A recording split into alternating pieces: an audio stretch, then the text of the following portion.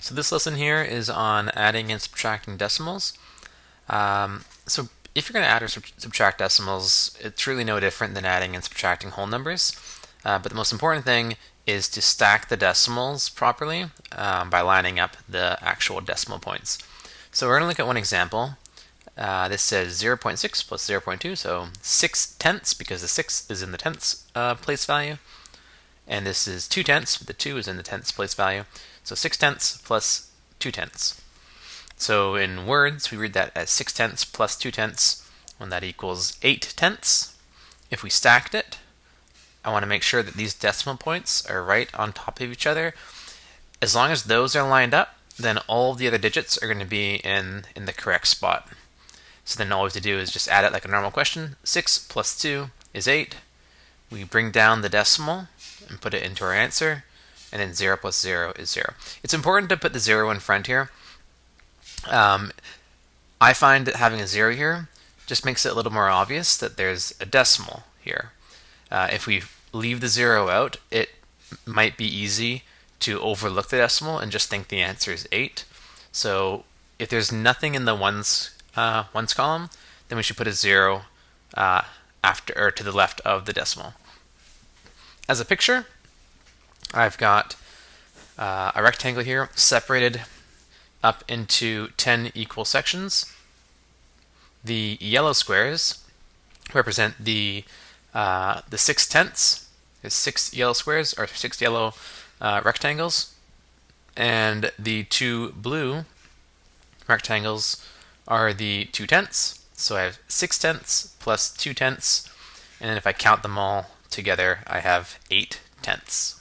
And here is a subtraction question. So I have 9 tenths minus 4 tenths. So in words, it looks like this. 9 tenths minus 4 tenths equals 5 tenths. Stacking, I line up my decimals. 9 minus 4 equals 5. Bring down the decimal. 0 minus 0 is 0.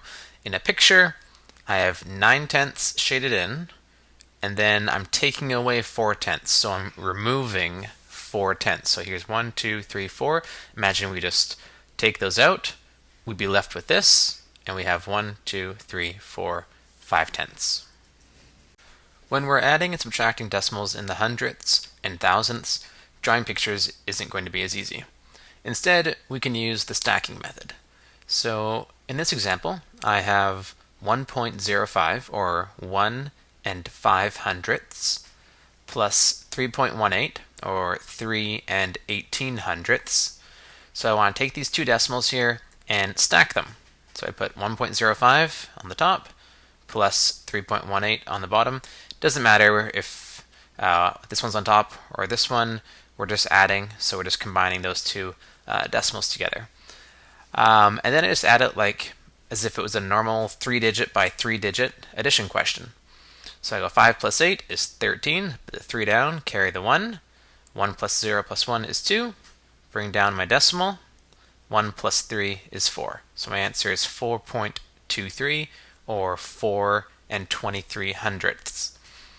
In this subtraction question, I have 5.84, or 5 and 84 hundredths, minus 3.59, or 3 and 59 hundredths.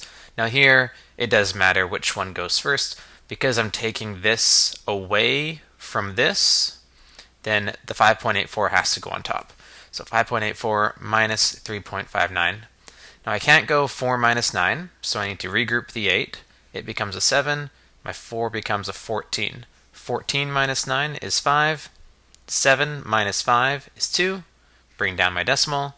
And 5 minus 3 is 2. So my answer is 2.25, or 2 and 25 hundredths. Sometimes the decimals that you're adding or subtracting will have a different number of digits. This can sometimes lead to a mistake when stacking them. To avoid this, add zeros to the end of the decimal with fewer digits so that it has the same number of decimal place values as the other decimal. In this example, 7.5 plus 4.06, I have 2 digits in this decimal, and I have 1, 2, 3 digits in this decimal. So again, for adding, doesn't matter which decimal goes first. The 7.5 just came first here, so I'll put it on top. 4.06 we'll put on the bottom. Now if I just leave it like this, you'll see there's an empty space up here which we need to fill with a 0. Then once we have that, they both have 3 digits, and most importantly, the decimals are lined up. So now I just add it like a normal question. 0 plus 6 is 6, 5 plus 0 is 5, and 7 plus 4 is 11 with my decimal right here. So my answer is 11 and 56 hundredths.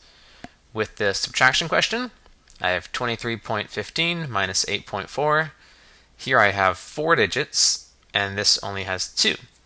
So when I put my 23.15 on top here, I need to make sure that I add some zeros to the 8.4 so that things line up. Now, what I would recommend is that you write the 8.4 first. You just line it up with the decimal, and then if you see a blank space here, you can fill it in with a 0. You could also fill in a 0 over here if you want, but it's not necessary. So once I've filled in my 0, I can go ahead and subtract this. 5 minus 0 is 5. 1 minus 4 I can't do, so I regroup the 3. It becomes a 2. The 1 becomes 11. 11 minus 4 is 7.